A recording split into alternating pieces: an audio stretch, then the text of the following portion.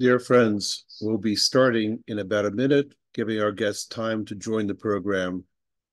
While we're waiting, let me remind everyone that past lectures of the association can be viewed on our YouTube channel that you can access through our website, russianability.org. This event will be posted there in a few days as well. So we'll be starting very soon.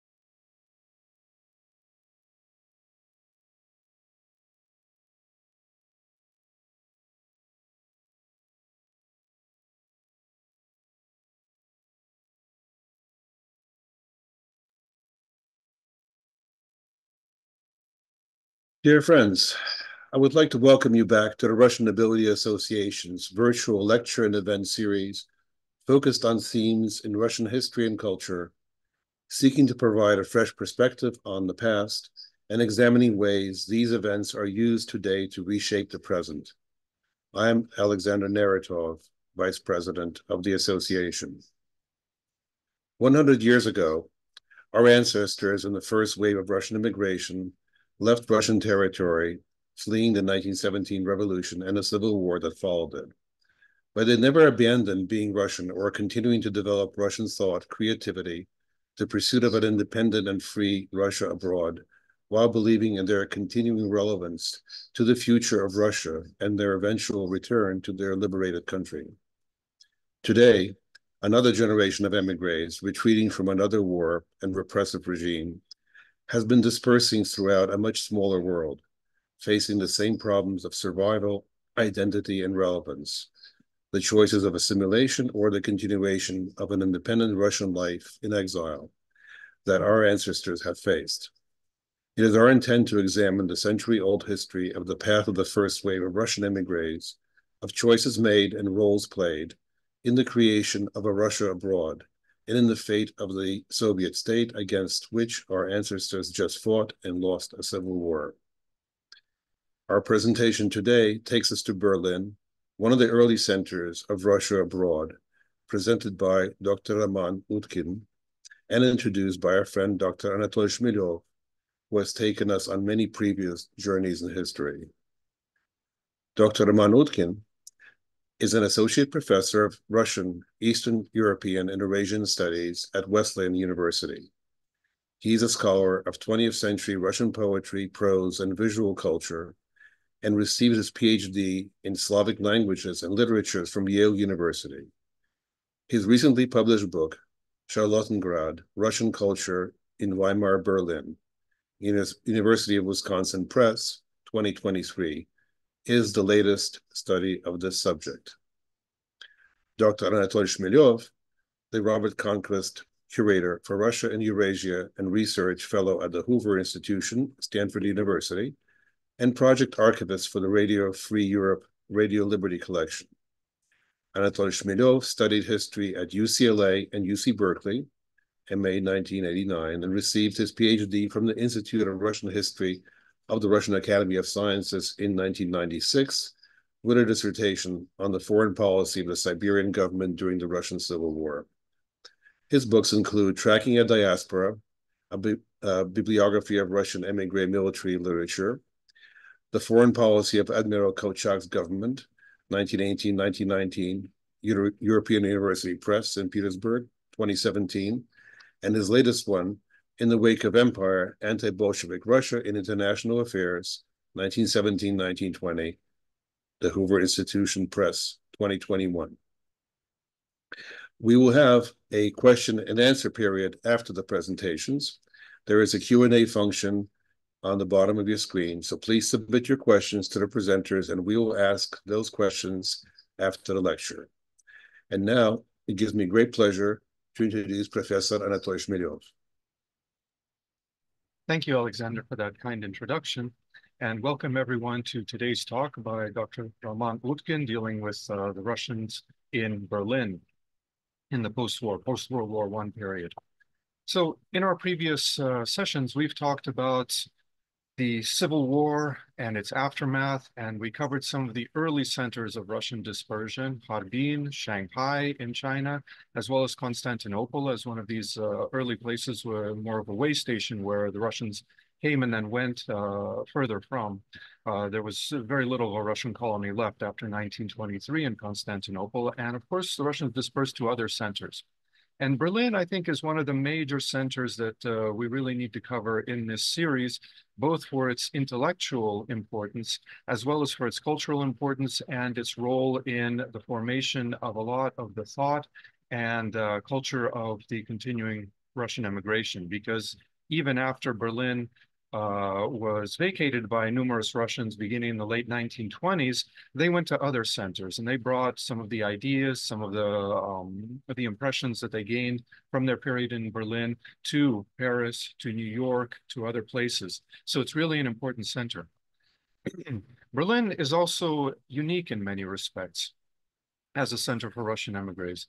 Number one, it was the capital of Russia's nemesis during the First World War, and really the primary reason and force behind the downfall of Russia to a much greater degree than Constantinople was. Obviously, Turkey was also an opponent of Russia in the First World War, but Berlin was the capital of Russia's major opponent. And indeed, it was the Germans who effected Lenin's transfer into Russia, which led ultimately to, of course, the Bolshevik seizure of power. So Berlin, from that point of view, is quite unique in the Russian experience. It's also a major cultural and intellectual center in its own right, unlike Harbin and Shanghai prior to the period of the Russian emigration, or Constantinople to that degree. So it serves as a magnet for Russian intellectuals and cultural and political figures leaving Russia. And finally, it's the capital of a defeated country. So the atmosphere is perhaps a little bit conducive to accepting the defeated Russians as well. Two kind of pariahs of the world come together, Germany and Russia. And it's also unique to the degree to which there are a lot of Soviet emissaries, both cultural as well as political, in Berlin.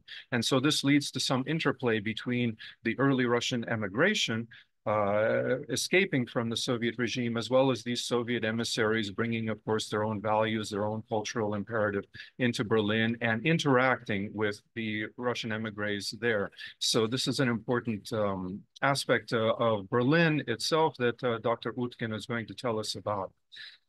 We're also going to learn a little bit about what Berlin provided the Russians, why they came to Berlin, what the draw was in Berlin, and how the atmosphere in the city reflected on the Russian culture there. What often bothers me about the literature on emigres being produced within the Russian Federation by their historians is the way in which they look at the Russian emigres in a vacuum. It's like they're a ghetto and they have no interaction at all with the local culture that they are now placed in.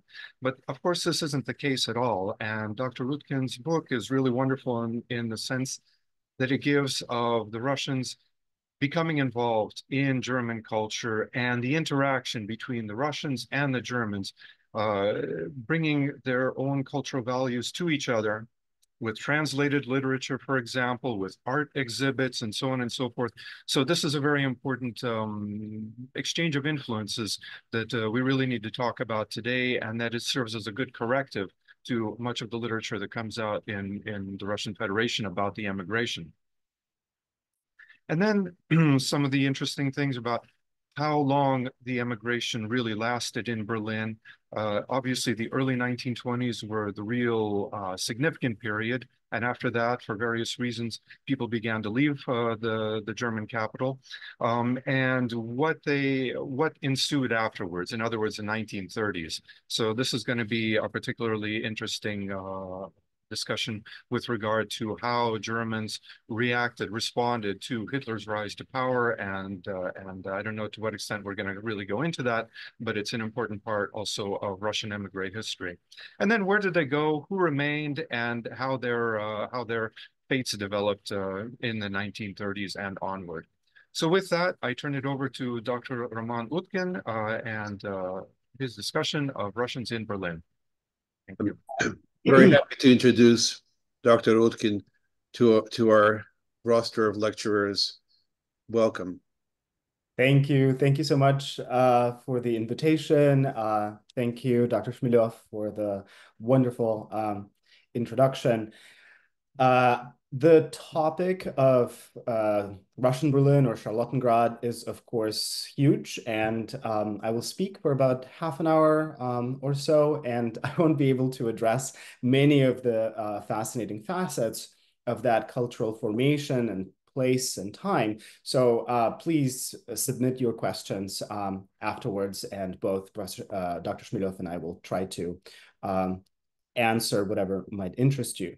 But today I've prepared a few slides to accompany my presentation.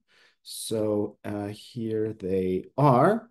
Okay, this is just the cover of my book, but I'd like to start with a little anecdote where this February, the Deutsche Welle History and Culture channel released a YouTube video titled Russian in Berlin in the 1920s. I don't know, perhaps some of you have seen it, but I found it particularly notable for the cross-cutting of montage of archival black and white footage from the 1920s and the crisp digital images of Berlin's landmarks today. Here, of course, you see on the left on the Pavlovas performance being announced, and on the left, Berlin's TV tower, one of the landmarks.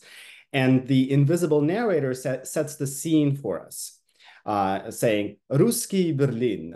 During the Golden 20s, Russian artists flocked to the German capital. A century later, history is repeating. Berlin is once more becoming a hub for the Russian diaspora. Indeed, it has become somewhat of a commonplace to draw parallels and find historical rhymes between the so-called Russian Berlin of the 1920s and Russian Berlin of today. The fact that the refugee and expatriate influx in Berlin is occurring exactly 100 years later is very tempting for making such analogies. Yet the two historical formations are far more dissimilar than they are alike. Obviously, Berlin of 2024 is not Weimar Berlin, the capital of a pariah nation post-World War I, and the capital of Russia's nemesis, as Dr. Shmilov has pointed out. If anything, it is contemporary Russia that is an international pariah, at least in the West, and it seems to relish its status, whereas young Soviet Russia was eager to shed the pariah status and to open up to the world. Consider this 1922 editorial of the Berlin-based journal called Welch Gegenstand Objet, which opened with a proclamation: the blockade of Russia is coming to an end, penned by the writer Ilya Ehrenburg and the artist El Lisitsky, the editors of the journal. The blockade refers to the nearly 5 years of global isolation that Soviet Russia faced following the 1917 Bolshevik Revolution, when no country was recognizing Russia as a legitimate state. The blockade was ending thanks to the diplomatic rapprochement between Soviet Russia and the Weimar Republic. This rapprochement was formalized as the Treaty of Rapallo, signed in Rapallo, Italy on Easter Sunday, 1922. The treaty freed both republics from all territorial and financial claims against each other that had been pending since the Treaty of Brest-Litovsk, which had ended Russia's participation in World War II. As a result, holders of Soviet passports could now exit Soviet Russia and enter Germany and other countries through Germany.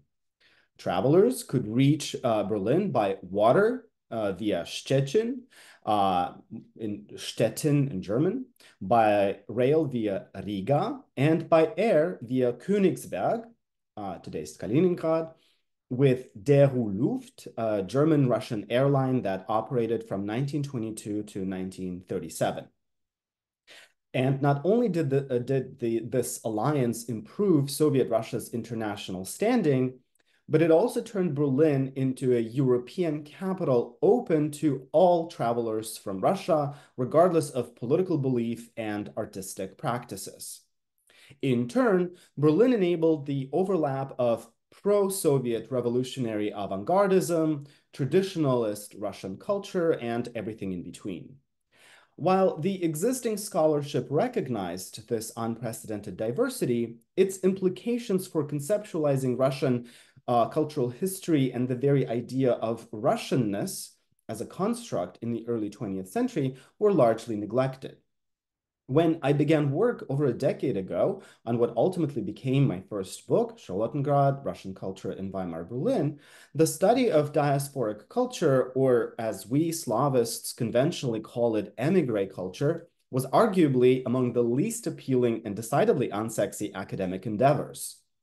The reason for this relative lack of interest in the study of emigration lay in the stubborn stereotype according to which the émigrés stood in a doomed opposition to communism and that they showed relatively little artistic achievement despite enjoying the sort of freedom unavailable in Russia proper. All of this is relative, of course. And the only major exception to this notion is the writer Vladimir Nabokov, who spent 15 years or almost his entire Russian period in Berlin. As one scholar put it, the émigrés cultivated a rather idealized image of pre-revolutionary Russia, remained strongly opposed to the Bolshevik regime, and saw their main mission as working towards its collapse. For some, this went as far as supporting Hitler against Stalin during World War II. But when we consider the legacy of émigré culture in relation to the major cities that sustained it, we discover a more complicated, dramatic, and rewarding story, not captured by the familiar communist slash anti-communist or exile slash homeland dichotomies. The collapse of empire, the rise of large-scale statelessness, and the frequency of international encounters and clashes spurred a wealth of artistic responses that represent a variety of political agendas, national allegiances, and artistic experiments. The primary conduit for these responses was the experience of metropolitan life. My focus is, of course, on Berlin, especially in the 1920s, when the city's borough of Charlottenburg was dubbed Charlottengrad because this western part of Berlin was an especially diverse center of Russian-speaking travelers from what had been the Russian Empire. But Berlin was one among many cities that harbored displaced Russians in the aftermath of the Russian Empire's collapse in 1917. Major émigré clusters sprang up in Belgrade, Sofia, Istanbul, or then Constantinople, San Francisco, London, Cairo, Prague, Harbin, and of course, Paris. Each city acquired a specific diasporic flair. For example, Belgrade, Sofia, and Cairo became the strongholds of the White Army veterans defeated by the Reds during the Russian Civil War. Istanbul constituted a large hub for all those escaping the Civil War via Crimea and the Black Sea. San Francisco offered a destination for the refugees fleeing Russia through the Far East. London and Copenhagen sheltered the surviving Russian royals. Prague formed a nucleus of Russian émigré academic life, taking on the character of a Russian university town in exile. Harbin had become a Russian outpost in northeast China long before the 1917 revolution, after which it grew in size and influence. Paris, a perennial magnet for artists and writers, in the 1920s also offered numerous employment opportunities to unskilled immigrant laborers, which was one of the driving forces for why so many émigrés ended up in France. In 1921-24, Berlin became a crossroads in a way that the other cities did not, and a meeting place for the Civil War's losers and winners alike. A transitional place where political views could be renegotiated and artistic practices tested. And in my presentation today, I will mostly trace the various valences and meanings of the terms exile and émigré, as well as Russian and what it means to be Russian in exile. And here I return to the journal Wish that I had already mentioned because it is emblematic of Charlottengrad's diversity, in this case, political. While Wish is considered an artifact of the Soviet avant-garde, its ideological attachments were less stable than they seem. The journal was conceived as an explicitly international project to publicize emergent Soviet culture abroad. Even though Wish appeared in Russian, German, and French, the bulk of its text was in Russian, and it was published by an émigré press. The publisher eventually distanced itself from the journal because it mocked anti-Soviet Russian exiles. But some of its authors, the authors who published in Wish while they lived in Soviet Russia, soon became exiles themselves. And this was the case of Viktor Shklovsky and the poet Alexander Kusikov. Now, Edinburgh and Lisitsky, the editors, effectively lived abroad. And their collaborators, the poets Vladimir Mayakovsky and Boris Pasternak, spent prolonged periods of time in the city. And as you can see, this is a journal with conflicting loyalties, but as such, Wish was hardly unique. There was also Firebird, a lavishly illustrated multilingual review of Russian literature, art, and theater. In contrast to the saturated red cover of Wish, with its abstract geometric forms, Firebird's ornately styled cover epitomized conservative Russian émigré chic, a style that one scholar has recently called Slavic Disneyland. But both Wish and Firebird were financed by the Bolshevik government. And this is an early example of Soviet propaganda sparing no resources on international propaganda. Now, there was also the journal called Colloquy, or Beseda, which was a non-Soviet and avowedly apolitical project conceived by none other than Maxim Gorky, eventually canonized as the founding father of Soviet literature in the 1930s, but living in exile near Berlin in the early 1920s. His uncensored journal, aimed at informing readers in Russia about literary, philosophical, and technological developments elsewhere in the world, failed spectacularly. Because Soviet officials encouraged abundant print runs for this journal with the aim of then distributing it on the Soviet territory. But they never allowed it to be imported into the country, thereby bankrupting the publisher, who had piles and piles and piles of this magazine that couldn't be sold.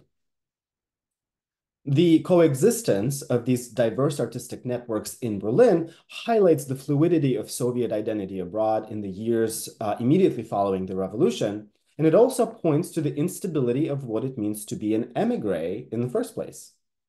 For example, Viktor Shklovsky, after a little over a year in Berlin, alluded to the inadequacy of the terms emigration, émigré, and exile to characterize the community of displaced Russians.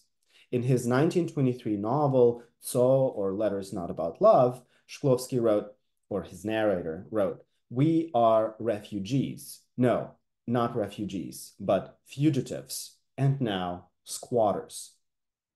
The abbreviated syntax of the sentence and the use of the word squatters, sidelцы in Russian, to describe Russians living in Berlin captures their uncertain position in the space between emigration, which denotes departure, usually for good, from the home country, and immigration, which means entrance into a new state. The word exile, изгнание, brims with pathos in Russian, as does scattering, рассеяние. And these terms gain prominence a little later and mostly among more conservative émigrés.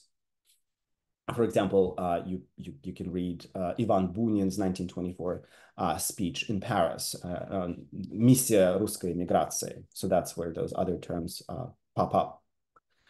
But before 1917, being an émigré was associated primarily with seeking political refuge abroad for plotting to undermine and overthrow the Tsarist autocracy. Let us recall that Bolshevism itself was born in emigration. And there's a book on these revolutionary emigres, an excellent recent book by Faith Hillis, documenting the lives of these political revolutionary emigres. And so after their triumph in 1917, the terms emigrant and emigration began to denote individuals who were living abroad because they were unwilling or unable to stay in Soviet Russia. Shklovsky's metaphoric description of his compatriots as squatters in Berlin alludes to their cultural and legal difference and suggests that their experience of modernity, registered in art and literature, was also different from that of their German compatriots. Most Russian subjects who found themselves abroad had to leave the former Russian Empire under conditions of coercion, political, financial, or merely psychological. Well, of course, there's nothing merely about that. Therefore, I use the terms exiles and emigres interchangeably, even though, technically speaking, the term exile implies forced and politically motivated migration, and the term émigré emphasizes agency in one's decision to move abroad. Externally, Russian exiles and émigrés presented an unprecedented diasporic formation that posed the modern problem of statelessness. The League of Nations responded by instituting in 1922 the so-called Nansen passport, named after the High Commissioner for Refugees, Fridtjof Nansen. And here you can see the French and the German Nansen passports, which enabled stateless individuals to cross borders and protected them from deportation, but at the same time without granting them citizenship. And in view of their qualifying for this relative privilege, Hannah Arendt, the political theorist Hannah Arendt, later referred to the Russian émigrés as the aristocracy of all European stateless persons during the interwar period. Be that as it may, not every émigré bemoaned the loss of Russia, and not every Russian living abroad considered him or herself an émigré, and not every author living abroad and supporting the Soviet cause agreed with the Bolshevik policies. The sharp distinction between Russian culture in Russia and Russian culture abroad did not yet exist in the way we understand it today. And so the central metaphor I use for conceptualizing this historical moment in Berlin is trial emigration, a political and cultural environment that enabled deliberations about whether or not to return to Russia. Berlin was positioned as a transitional space, a buffer zone between East and West, a city both imperial and democratic, both conservative and progressive, where it was possible to understand what a life in emigration might entail. The very notion of permanent emigration consisted less in a hard either-or choice than in the articulation of this binary distinction over the course of the interwar years. That is, the category of emigration was itself on trial. Accordingly, I view trial emigration in Berlin as a sort of historical intermission, an interlude directly tied to the contemporaneous experience in Russia, and of course in Germany as well. In the book, I show that the ideas of a number of authors whose approach to writing evolved during their sojourns in Berlin affected the post-revolutionary cultural order. My case studies include such prominent Russian literary figures as Boris Pasternak, Vladimir Mayakovsky, Vladislav Khadasevich, Larisa Reisner, Andrei Biely, Ilya Ehrenburg, and Viktor Shklovsky, among others. All of them were in Berlin in the early 1920s for various reasons and considered staying abroad. All but one, Khadasevich, ended up back in Russia. Khadasevich authored one of the most famous descriptions of Charlottengrad as the quote-unquote the stepmother of all Russian cities in his 1923 poem, All is Stony into a Stony Passage. The final two stanzas read, wait, the brisk wind will blow into an ocarina, pass through the keyholes of cumbersome Berlin, and a coarse day will rise from behind the houses above the stepmother of Russian cities. Жди, резкий ветер дунет в окарина по скважинам громоздкого Берлина, и грубый день взойдет из-за домов над мачехой российских городов. And Maчиха российских городов is, of course, usually a shorthand description of Berlin at this time. And ocarina, by the way, is a little clay flute that he compares here to the keyholes of the city.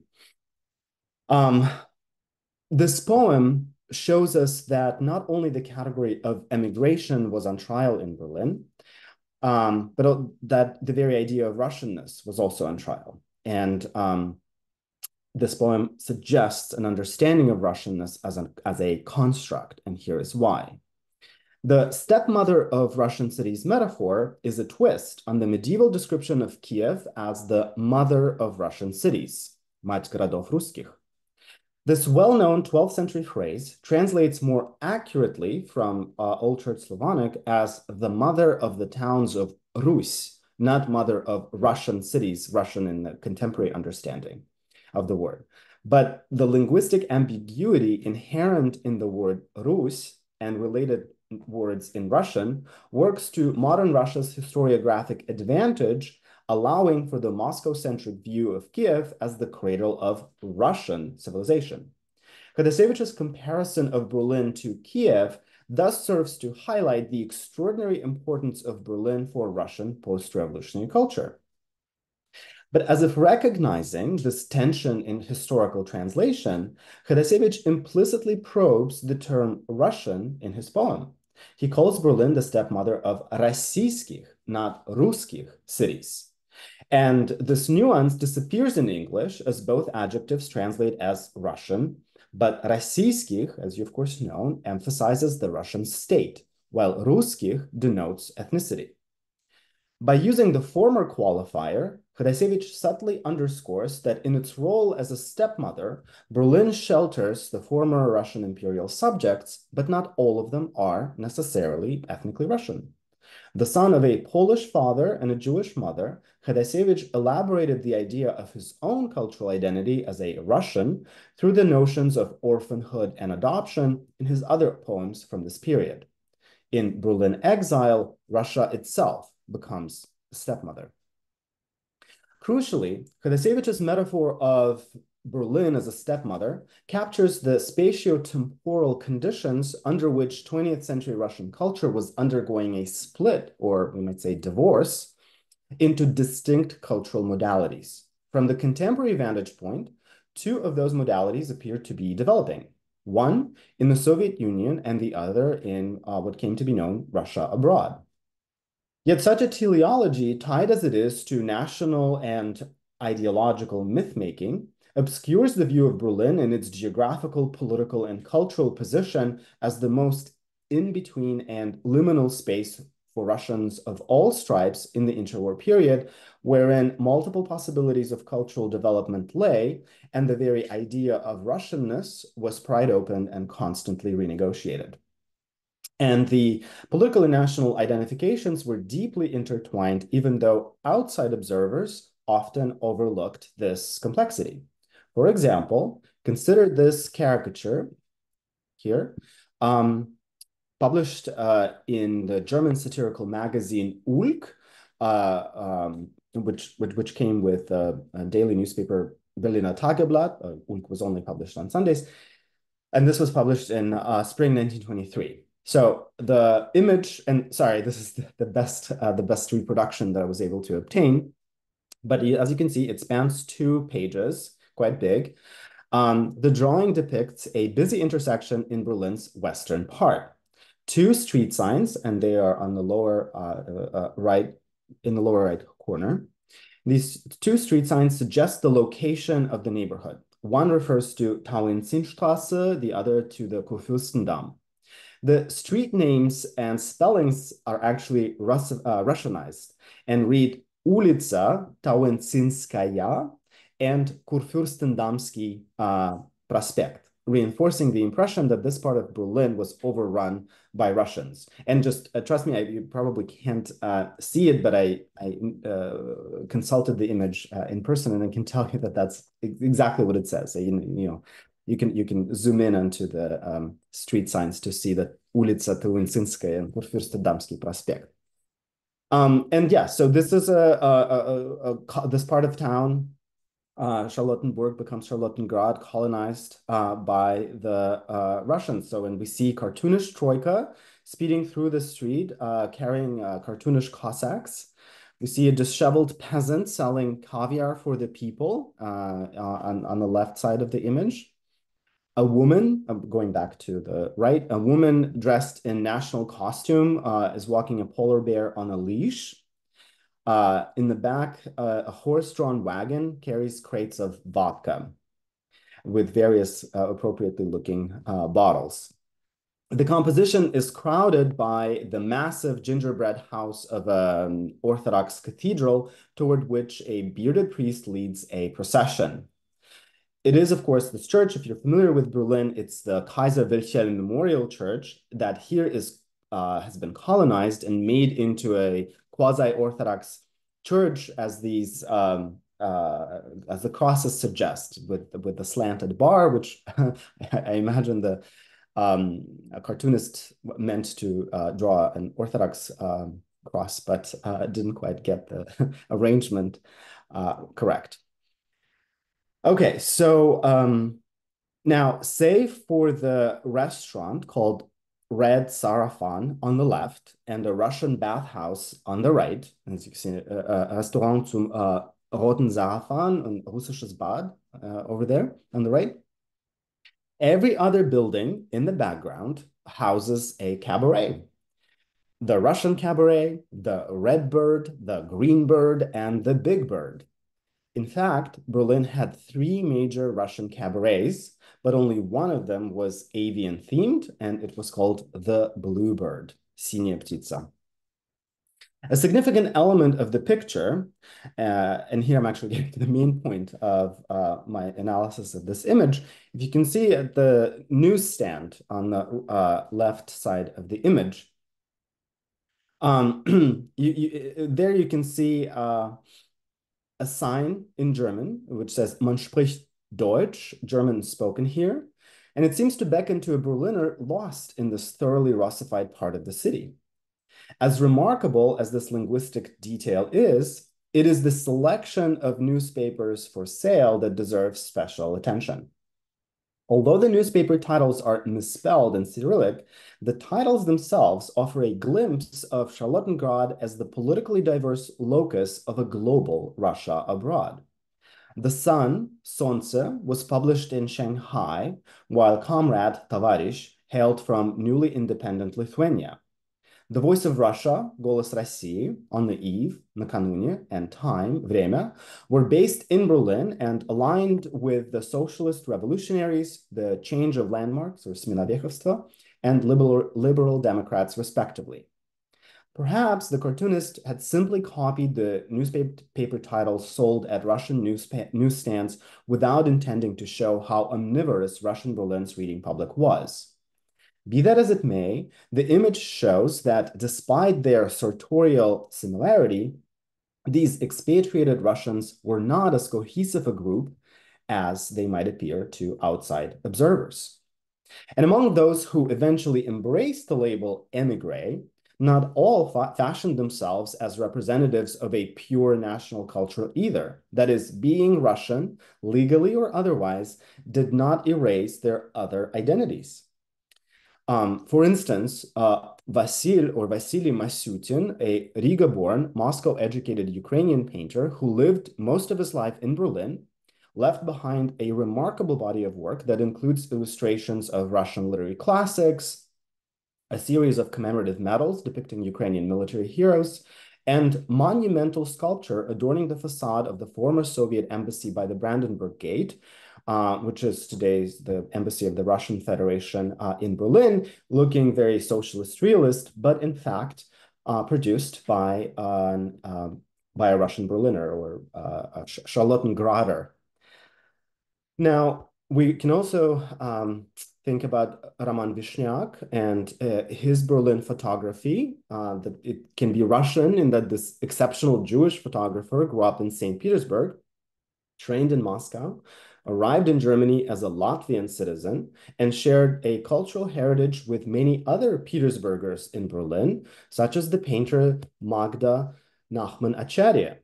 As the Nazi threat grew in the 30s, Nachman Acharya relocated to Mumbai, then Bombay, where she tutored a generation of Indian painters. And as I try to show in my book, Charlottengrad as a cultural phenomenon unsettles neat accounts and defies sharply focused identities. Yet more often than not, Russian is used as a universal descriptor of those identities. On the one hand, in Berlin, questions of identity were deeply linked with cultural production. And if a given author living abroad wrote in Russian or performed in Russian and had nothing but contempt for the Bolshevik, they would be designated as a Russian émigré author. And the market demand for everything à la Russe in the interwar period added financial and career incentives for such self-identification. On the other hand, identity, as any notion of self, is a deeply problematic and contradictory concept. As scholars from Michel Foucault onwards have observed, I quote, resemblances across time are not dependable since over time, the very terms of inquiry shift. End of quote. And for contemporary experience, however, identity remains a very powerful organizing concept. And to quote another theorist, Heather Love, we need an account of identity that allows us to think through its contradictions and to trace its effects. And I find Heather Love especially useful here because in her book, Feeling Backward, she argues for a history of identity that traces past lives, not only for their affirmative potential, but also for their record of loss, betrayal, and failure. In other words, Love calls on students of literary and cultural history not to forget all the bad and ugly feelings, including the narratives of pain and shame, in our quest for historical figures who were just like us, identified like us, etc. Moreover, as the literary scholar Brent Edwards reminds us, diasporas are far from static and uniform entities. As Edwards has argued, emphasizing a diasporic genealogy, shared geographic descent, assumes an internal coherence that is rarely there. The utility of the term diaspora, Edwards maintains, is not in that it offers the comfort of abstraction and easy recourse to origins, but that it forces us to consider the discourses of cultural and political linkage only through and across difference. In Charlottengrad, the encounters and clashes of the Russian Empire's former subjects worked as such linkages through and across difference. But it is important to remember that such linkages don't always imply a harmoniously symmetrical and well-functioning mechanism. In writing my book, I highlighted difference and heterogeneity of the Russian-speaking community in Berlin, while simultaneously emphasizing the linkages within that community that connected to the larger narrative of Russian culture in the 20th century, and also positioning it in the world literary context as well. But what I realized later is that some linkages are as much about difference as they are about connection. Today, I was able to highlight only the tiniest of samples from the archives of cultural identities in Berlin after the revolution, civil war, financial hardship, hunger, and various forms of violence in the rubble of the Russian Empire. We know that that time of exile was structured by the enmeshment of various and variously shifting ethnic backgrounds, national allegiances, and political commitments. The reality of our current predicament, and here I refer, of course, to the ongoing war in Ukraine, strips the experience of exile of the comfort of its historical distance and forces us to clarify many of the ambiguities. While it's clear that past identities might not mean the same thing that they do might not mean the same thing that they do today, the question we face now is how might we keep specific circumstances and contingencies in mind without losing sight of the larger picture? Thank you. Thank you, Dr. Utkin, for this fascinating and really sometimes occasionally surprising presentation. Thank you. So first of all, a reminder, please use the Q&A function at the bottom of your screen to submit questions. And before we go on to the question and answer period, that'll be presented by our resident archivist, Nisa Topku, we would like to hear a message from our usually live board member, Grigory Golitsyn, to present the work of the association.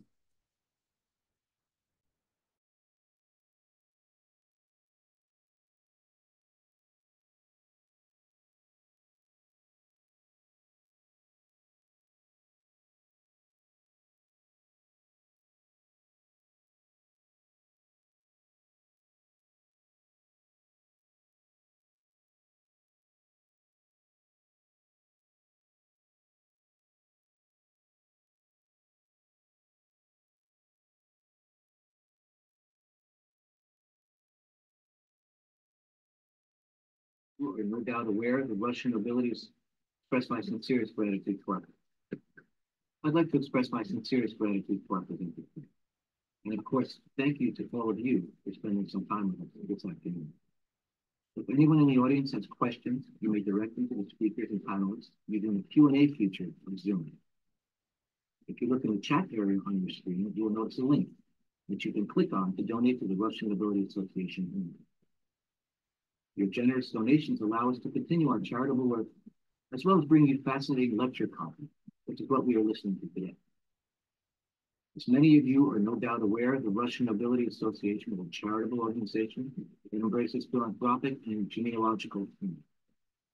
The association directs donations to organizations which provide food, shelter, and medical treatment for disadvantaged persons around the world.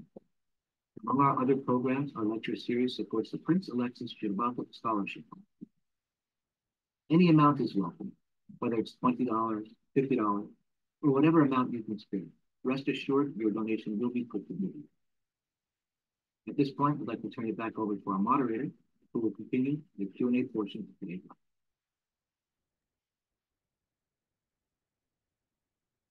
And now, over to Nisa and our questions that have come in, and please continue adding to the questions in the Q&A section and in the chat. Yes, a huge thank you to our presenters and everyone joined us today. We have received many questions, and I think we can start with the first one. Did Berlin affected Nabokov's work? And if it did, can you elaborate that? Can you expand on? I'm sorry, Nisa. Can you please repeat the question? Yeah, the question was, did Berlin affected Nabokov's work, and if it did, how? The question goes like. Oh, yes, very much so. It's very, yeah. I have one of the chapters of my book, chapter 4. It's called Nabokov, Berlin, and the Future of Russian Literature, is devoted precisely to this question of the role of Berlin in Nabokov's writing. And specifically, I focus on the analysis of his major, arguably the best novel he wrote in Russian, Dar, The Gift, and how Berlin as a city becomes a character in its own right in the novel. And so I direct you to to my book. Sorry for this cop-out answer. But I also see that there is a question about obtaining a copy of the book. And I can say that, it can be bought online and in various places. It is an academic book published by an academic university press, so therefore it is rather pricey. However, the press is issuing a paperback copy of the book, which will be far more affordable, so not $100, but $30 this fall. So yeah, you can buy it on with the Wisconsin University Press website or any other online book selling vendors. So thank you. Okay, another question. How did Russians react to the rise of the Nazi Party? And can you talk about the rise of right-wing political thought in Berlin? We can. Yeah, no, this is a very obviously important big question. I did not look into it specifically because I focused primarily on the literary and cultural track. But I think, you know, thinking about the way you phrased the question, how did Russians respond to it? My counter question would be, who do we understand as Russians, as this Russian community, right? Because some of the people that I've highlighted today, Roman Vishniak and Magda Nachman Acharya, for all purposes, identified themselves as Russian artists, but they were also Jewish, and so they would not necessarily have any uh, positive predisposition to the rise of the Nazi Party. But many others did, and it's well documented in the press of the period with appropriate photographs and newspaper items. So, and perhaps Dr. Shmilov would be able to add to my, very kind of superficial answer, but there is literature on this topic, both in Russian and in German. But maybe I can also mention that Vladimir Nabokov's brother, Sergei, not Kirill, but Sergei, when he returned to Berlin in the late 30s, early 40s from Austria, where he had served a prison sentence for homosexuality. So he found work as a translator in the propaganda offices of Goebbels' Ministry of Propaganda, but that is not to say that he was necessarily enthusiastic about this, because we know that he ultimately ended up in a concentration camp in Neuengamme near Hamburg, where he died in January 1945. So that is to say, this is a very complicated and nuanced story that cannot be kind of answered with just in a couple of sentences, because there were many tracks, many lives in which were affected by the rise of and then rule of the Nazis. And maybe Anatole, you may want to also add to that question. Yeah, sure. And I can only echo that it is a very complicated issue, and certainly numerous nuances. But some Russians reacted positively, others, of course, extremely negatively. As far as the positive ones go, there is a book by Michael Kellogg called The Russian Roots of Nazism, which I don't really particularly like the title of, because most of the so-called Russians that he brings in are actually Baltic Germans. Alfred Rosenberg, for example, who, even though he grew up in the Russian Empire, he was from a Baltic German family, and that was his real cultural milieu and heritage, as it was for a number of the other supporters of Nazism who came originally from Russia to Berlin. So there's that aspect of it. There's also the aspect that's very sort of current today, and that has to do with Ivan Ilyin, the prominent Russian philosopher who was exiled first to Germany and then later on to Switzerland in 1922. And he was, of course, very close to the leaders of the White Movement in exile, and he became sort of their ideologue. And lately, there's been quite a bit of controversy surrounding him, especially because in Moscow at the Russian State University of Humanities, a new department of philosophy was established in his name, bearing his name. And this caused a great outcry among people who accused him of being pro-fascist and pro-Nazi. And the difficulty is, and this is where the nuances come in, is that certainly Ilyin in the early 1920s looked at fascism as a potential instrument in the struggle against communism. He saw it as being of value in that regard.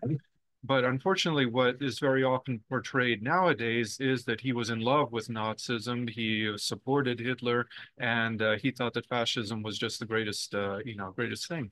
But that's not the case. It was an instrument to him, and he was interested in it as an instrument in the struggle against communism. So, there's a lot going on with the history of Russians, right wing and left wing, and their responses to Nazism in its various Nazism and fascism in their various forms, and especially over the course of time.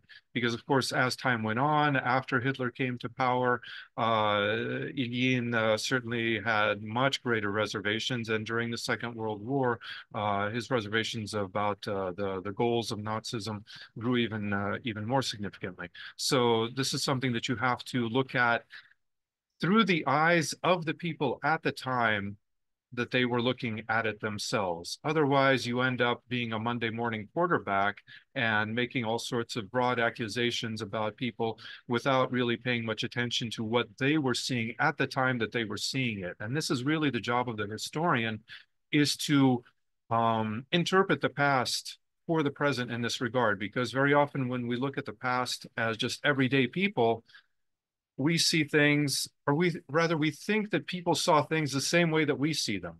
And of course they didn't. You know, if we think about our grandparents and how they saw the world around them, they saw it totally different from how we see it. And so when we look at the past, we really have to pay a great amount of attention to the cultural milieu of the time, to the way people were thinking, to the books that they were reading at the time. And that way we can see the world through their eyes. And then we can try to tell about that world to our contemporary audience, to try to explain to them how people viewed things in the past. So that's kind of the long and the short answer. Okay, the other questions we have received, we have some questions regarding how central was the church as a meeting place, and also in terms of like educating younger people, etc., for Russian immigrant community. Right. Church, of course, played an absolutely key role in the community, particularly for those who were Orthodox and who were practicing Orthodox. I will say that in a way, there was also kind of a link here to the previous question and to what Dr. Shmylov was talking about the Nazi period in Berlin, because Archbishop John of San Francisco, who was himself a Russian noble, Dmitry Shakhovskoy, Prince Dmitry Shakhovskoy, who ended up being the Archbishop of San Francisco in the US of the Russian Church, Orthodox Church abroad. He was the key church figure in Berlin. And he was stationed in Berlin in his church all throughout the war. And his archive is located at Amherst Center for Russian Culture, where there's a fascinating record of his church activities, both during the war but also before the war. And again, it's the pointing to the complexities of the period of a person living under Nazis, but not necessarily collaborating, or it would be much more difficult to kind of actually prove the direct links there. So, and I would point, I think, for a most accessible account to Mark Raev's book, Russia Abroad, where he has a whole chapter on the role of the Russian Orthodox Church in the diaspora, in the community. I myself did not look specifically into the question, just because it fell outside of the purview of my investigation, which was primarily secular culture, and really this sort of tension and coexistence of those travelers who were coming from Soviet Russia and later Soviet Union, exile, people who lived in Berlin, sort of were trying to figure out what to do, where to move next, and to a smaller extent, the local German and European networks and communities as well. So I can actually also, Nisa can go through some of these questions as well, because there was this one question that's very important. How large was the Russian diaspora in Berlin? It's actually not very easy to determine the exact numbers because of various record-keeping agencies who had their own kind of interests in the way they were reporting numbers. So the Red Cross has one set of numbers, and say emigre organizations have another set of numbers, then the sort of diplomatic missions have a third set of numbers. But what we do know, and this is primarily, I would be citing the figures that were obtained by the or determined by German historians in the 60s and 70s. That's usually where we rely on, is that in Germany as a whole, in the early 1920s, there were up to 500,000 individuals from the former Russian Empire. Of those, the majority, or again, I don't know how to measure the majority. I'm not great with them. Were in Berlin at one time or another. So and Berlin also at the time, I mean, it's a major city, but it's not. It certainly isn't. Did not have the same kind of appeal that Berlin has today. Most accounts that we have of Berlin are of a city where nobody really wants to be. People that are like Nabokov don't like it. The leftists don't like it because it's not hardcore enough for them. Yeah, there's kind of it's a fascinating space that way. And then there was also a question that touched on, yes, would you consider Raman Gul a reliable source about Russian emigres living in Berlin? I think it depends on what kind of source do we mean. I write about Gul in the introduction to my book. Gul is a fascinating figure. I think we should remember that memoir is a memoir. It's very subjective, and we can only take words at face value unless we can verify them with archival documents or cross-verify them with other narratives. But with Gul, his major text from this time, "Жизнь на Фукса," which roughly, from what I understand, I mean, it's a very strange idiomatic expression, which kind of means as if you're living life as if riding on a tram without paying for your ticket. So you're constantly kind of in this limbo, in this illegal state. And in this text, he traces his time, a little bit of his childhood. He writes about his time with the White Guard and his life in Berlin. He has nothing but disdain for Berlin, even though he eventually buys a plot of land and builds himself a dacha on the outskirts. What's fascinating is that this book, which is very anti-emigre in its ethos, is actually published in Moscow by Gosizdat in, I think it's either 26 or 27.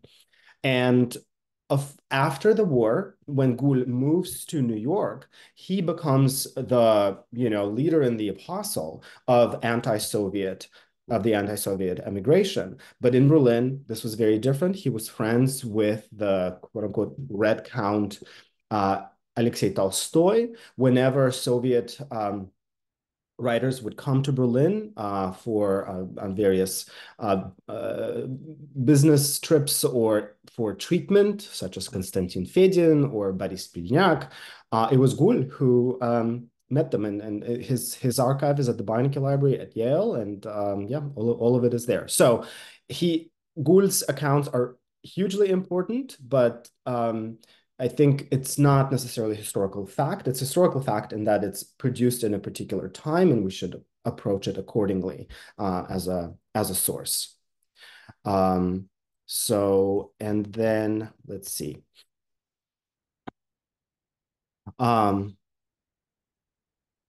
And There is a question about the inflation in Germany yes, during the period and how it yes. affected the Uh-huh. emigration. Absolutely. So inflation or hyperinflation in the German case, after the Treaty of Versailles, which concluded World War I, Germany was put into a disadvantageous position, to put it mildly. And some scholars today, historians, agree that the roots of World War II are in the Treaty of Versailles. As a result, Germany's economy imploded and and exploded, and there was hyperinflation when before lunch and after lunch, the value of mark was changing, and was changing rapidly and drastically. This was one of the reasons why travelers from Soviet Russia, travelers from the territories of the former Russian Empire who could come to Berlin, because they actually could travel to Berlin because of those the diplomatic connection. But people coming with hard currency, people coming with jewelry, with other types of goods, could sell them for cash and actually do quite well for themselves. And one of the reasons for the explosion of the emigre community in Berlin is precisely this financial aspect. And if you look at the advertisement sections of Berlin newspapers, mostly regardless of their political affiliation, you will see people buying and selling diamonds, precious trifles, such as cigarette holders, canes, oriental rugs, and other things. And so this would also fuel the economy of Charlottengrad. And then, of course, people traveling from Soviet Russia, such as, let's say, Boris Pasternak, who came with US dollars, was able to exchange them for a lot of money, and kind of was financially feeling quite secure, as we learned from the memoirs of his sister, Josephine Pasternak, her memoir, tightrope walking. It's just very fascinating, a very fascinating text. And she actually lived in Germany for the rest of her life. So, so that's hyperinflation in the early 1920s. And then as it subsides, economically, it's not as advantageous to stay in Berlin anymore. And therefore, people begin dispersing. And then after the 1929 Wall Street crash, which had its ramifications in Germany as well, the situation worsens such that the emigres are put into a even worse position. And then that's kind of when the community greatly diminishes in its numbers. So the economic, financial aspects are very, very important here. I do not know much about were Soviet prisoners of war who worked in the Berlin auto industry part of the Russian diaspora there? I'm not sure I can answer. I'm not sure I can answer this question. Or if you mean Ostarbeiters, people who were kind of captured on the seized Soviet territory during World War II, and put to work in German territories, I don't really think we could think about them this way, but of course, many of them then ended up elsewhere in Russia, abroad. But I also am not a specialist on this particular topic. Perhaps Dr. Shmilov is. Yeah, hi. So it's a great question, but I think it's a question for its own potential session on the Ostarbeiters and also on displaced persons after the Second World War. It's a great question, but it's a little bit off topic here, and I just worry that we're going to get really sidetracked if we go into it too deeply. So let's save it for a future session. Great. Dr. Schmidt, I don't know if you want to tackle the philosophy question or park it as well. Well, Because that's the same. Yeah, that's a related issue. And I think we should really do, of course, a session eventually on Vlasov and the interaction between Vlasov and the old immigration as well. It's certainly its own topic, and that's why I'd rather leave it for a separate time. So let's indeed let's do that. It should be addressed on its own because it's a very complicated issue and it takes us outside of even the time frame that we have available for the rest of this session. yeah. And maybe, Nisa, I don't know how you feel about this, but maybe we can just do one more question and Yeah, there's a question. Can you speak about the monarchist groups in Berlin before they moved to France at the end of 20s? The monarchist groups, all I can say, again, I'm not a big specialist on this topic, but big assassination in March 1922. Vladimir Dmitrievich Nabokov is murdered during the assassination attempt on Pavel Milyukov at the Berlin Philharmonic. And as we know, he kind of throws his body to shield his friend and ends up being shot himself, and he dies. And the perpetrators are parts of the kind of this radical monarchist groups who, in a way, adopt the terrorist methods and tactics of the revolutionaries of that revolutionary wave of emigres from the Tsarist times, and here I'm thinking of someone like Boris Savinkov, about whom my teacher mentor Vladimir Alexandrov, who Professor Emeritus at Yale, published just a year or two ago Savinkov's biography. So you can read more about those kind of terrorist activities in his book. And that is the extent to which I know about the monarchist, and also the murderers of Vladimir Dmitrievich Nabokov. Vladimir Nabokov, the writer's father, ended up heading the Отдел, the directory for Russian emigre affairs in Berlin during the Nazi period. So in this kind of a twist of fate, which also goes back to the earlier question about the stance towards Nazis. And I actually, okay, so then if I can choose one more question to answer from Mr. Kiryanov, are there any films, Russian or other, about white Russians in Berlin during this period? Well, first I will say that there is a wealth of films produced in this period in Berlin, particularly during the silent era, and both starring Russian emigres, but also such as Ivan Mazhukhin, but also tackling Russian topics. I don't know. There's a great film on the brothers Karamazov, for example. So films produced during this time. As those of you who've read Nabokov probably know that he kind of tantalizingly tells us in Mashenka, his first novel, that the protagonist works as an extra in Berlin's Hollywood, Babelsberg, and Potsdam. So we know that many emigres actually found employment as extras on film sets. So if you are into black and white silent era movies, perhaps you can find Nabokov one day. I haven't yet. And also, you probably know what is the Cabaret, that famous film with Liza Minnelli?